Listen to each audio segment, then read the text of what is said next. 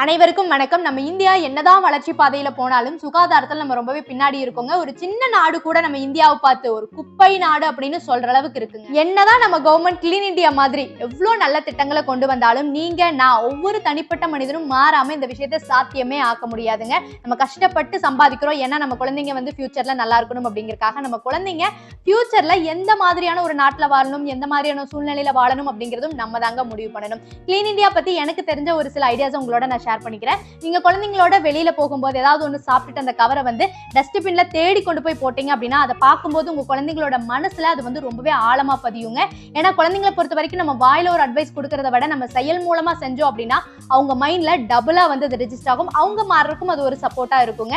ரெண்டாவது, நம்ம காமன் டாய்லெட்ஸை நம்ம வீட்டு டாய்லெட் மாதிரி யூஸ் பண்ணணுங்க. மூணாவது, நீங்க டிராவலிங்ல இருக்கீங்க, அப்ப ஏதாவது ஒன்று சாப்பிட்டுட்டு கவரை விண்டோ ஓபன் பண்ணி நீங்க வெளியில போடாம பேக்ல வச்சு எங்க டஸ்ட்பின் இருக்கோ நீங்க அங்க போடலாங்க.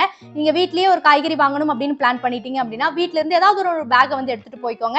அங்க போய் பாலித்தீன் கவரை வாங்குறத உபயோகிக்கிறத நம்ம தவிர்த்துக்கலாம். சோ இந்த மாதிரி இது எனக்கு தெரிஞ்ச ஐடியாஸ். இந்த மாதிரி உங்களுக்கு நிறைய ஐடியாஸ் இருந்துச்சு அப்படின்னா அதை எனக்கு கமெண்ட்ல சொல்லுங்க. நல்ல ஐடியாஸை நான் என்னோட ஸ்டோரியில போஸ்ட் பண்றேன். இல்ல பர்சனலா கிளீன் இந்தியாவுக்கு நீங்க ஏதாவது ஒர்க் பண்ணிருந்தீங்கனாலும் அந்த போட்டோஸ் வீடியோஸ் இருந்தா ஷேர் பண்ணுங்க. அதையும் என்னோட ஸ்டோரியில வைக்கிறேன். நம்மளை பார்த்து ஒருத்தர் மாறினா கூட அது ரொம்ப பெரிய விஷயங்க.